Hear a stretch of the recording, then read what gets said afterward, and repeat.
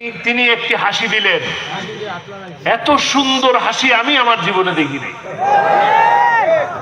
আমি তো তার ছেলে, তার সন্তান, তারপর আমি এত সুন্দর হাসি দেখিনি। আপনারা কখনো দেখছেন? আমি দেখিনি এত সুন্দর একটা হাসি, এবং কি সুন্দর করে একটা সালাম দিলেন। এত সুন্দর বিদায়, এত সুন্দর বিদায় পৃথিবীতে কারো হয়েছে বলে আমার জানা নেই। একটি সুন্দর হাসি দিয়ে, মিষ্টি মধুর হাসি দিয়ে তিনি প্রতিবাদ করে গেলেন। তিনি জানিয়ে গেলেন 13 বছর নয়, 26 বছরও যদি জেলের মধ্যে রাখো, সাইদির মাথা নত হবার নয়।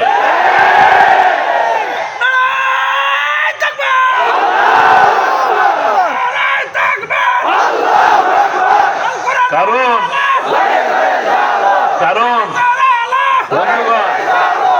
বন্ধুগণ, কারণ তাকে গ্রেফতার করার পরে অসংখ্যবার ওই গণভবন থেকে অফার আসছে, অনেকবার। আপনারা সে কথা জানেন না, আমরা জানি। অনেকবার অফার আসছে, শুধু জামাত ইসলামী ছেড়ে দেন, নতুন একটা জামাত ইসলামী করেন, কোনো অসুবিধা নাই।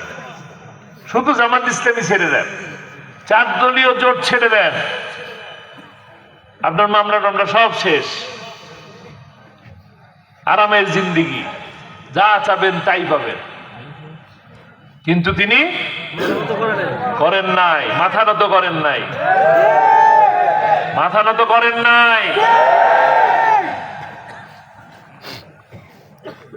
মাথা নত করার মতো মানুষ তিনি নন। আপোষ করেন নাই, লড়ে গেছেন। লড়ছেন কেন? আল্লাহর সন্তুষ্টির জন্য, আল্লাহর খুশির জন্য। যে কথাগুলো তিনি ময়দানে বলেছেন, তিনি তার জীবন দিয়ে প্রমাণ করে গেছেন যে এইভাবেই জীবন দিতে হয়। কোরআনের পক্ষে থাকলে বিপদ আসে, মুসিবত আসে, আল্লাহ আবার সেটা দূর করেও দেন। দেন কিনা? সম্মানের সাথে দেন কিনা? আর অসম্মান কেমনে করে? হ্যাঁ,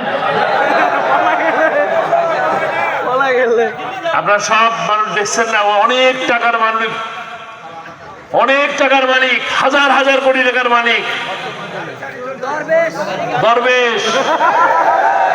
দরবেশের কি হাল?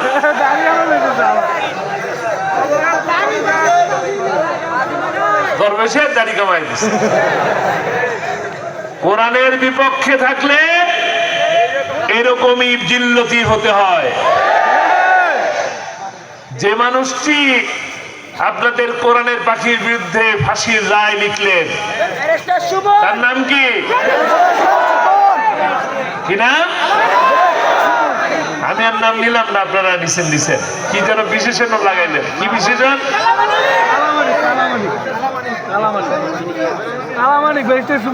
তার কি হলো? ফাঁসির রায় লিখলেন। ফাঁসির দড়ি কিন্তু অনেক দামি, তা জানেন? হ্যাঁ, অনেক দামি। সেটা কিন্তু আমি শুনছি যে এটা জার্মান থেকে নাকি নিয়ে আসে। ফাঁসির দড়ি অনেক দামি জিনিস, কিন্তু সেই বিচারককে গরু ছাগল বাঁধে যে দড়ি দিয়ে, সেই দড়ি দিয়ে গলায় বেঁধে টেনে হিঁচড়ে নিয়ে যাওয়া হয়েছে। অনেক মর্যাদাবান হয়েছে, অনেক সম্মান হয়েছে নাকি?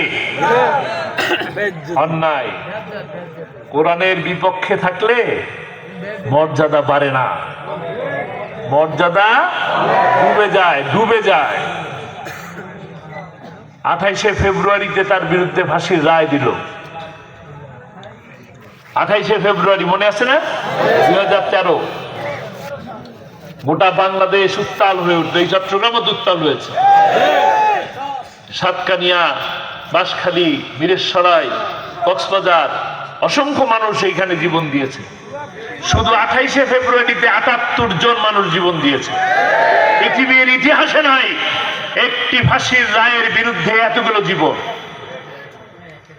এই জীবনের বিনিময়ে তারা ভয় পেয়ে সে রায় পরিবর্তন করে দিচ্ছে। কিন্তু সেই 28শে ফেব্রুয়ারিতে চুয়াডাঙ্গার একজন এমপি, চুয়াডাঙ্গা না জানি ঝিনাইদা, ওই যে আনোয়ারুল আজিম, আনার কোন জায়গা, ঝিনাইদা, সে বিজয় মিছিল করলো, মিষ্টি বিতরণ করলো, মিষ্টি বিতরণ করে পথসভা করলো। সেই পথসভায় সে বক্তব্য দিতে যায় বললেন, রায় দ্রুত সময়ের মধ্যে কার্যকর করতে হবে এবং বাংলার মাটিতে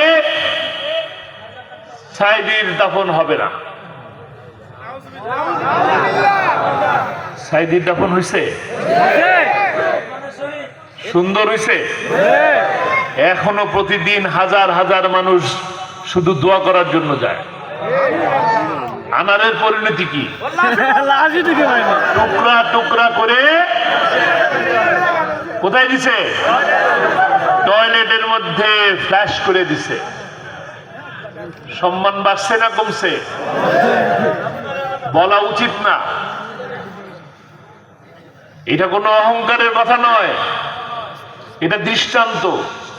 এখান থেকে আমাদেরকে শিখতে হবে, কোরআনের পক্ষে থাকলে কি হয়, যে একটা রায়ের বিরুদ্ধে 248 জন মানুষ 5 দিনে জীবন দিয়েছে, আর যারা এই বিরুদ্ধে ছিল তারা কোথায় গেছে?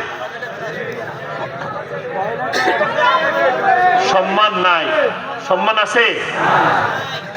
পালিয়ে যাওয়ার নেত্রী বলছিল শেখের বেটি, কি শেখের বেটি নাকি? আমার কিন্তু সন্দেহ আছে। শেখের বেটি বলে পালায় না, তো পালাইলো কে? আপনাদের কোরআনের পাখি আল্লামা সাঈদী বলেছিলেন, আমাদেরকে বলো মৌলবাদী, আমরা হইলাম মূলবাদী, তোমরা হইলে আগাবাদী।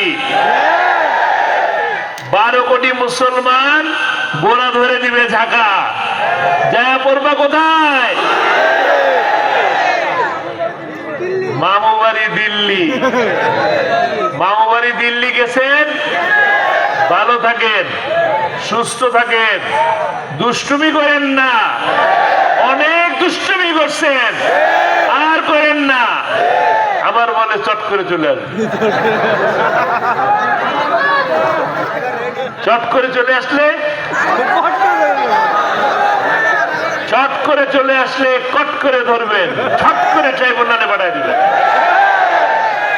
যে ট্রাইব্যুনালে দিনের পর দিন আপনাদের কোরআনের পাখি আল্লামা সাঈদীকে প্রিজন ভ্যানে করে নিয়ে আসা হয়েছে, সেই ট্রাইব্যুনালে 28শে অক্টোবর, 28শে ফেব্রুয়ারি, 5ই মের মামলা দিয়ে তাকে বিচার করা হবে।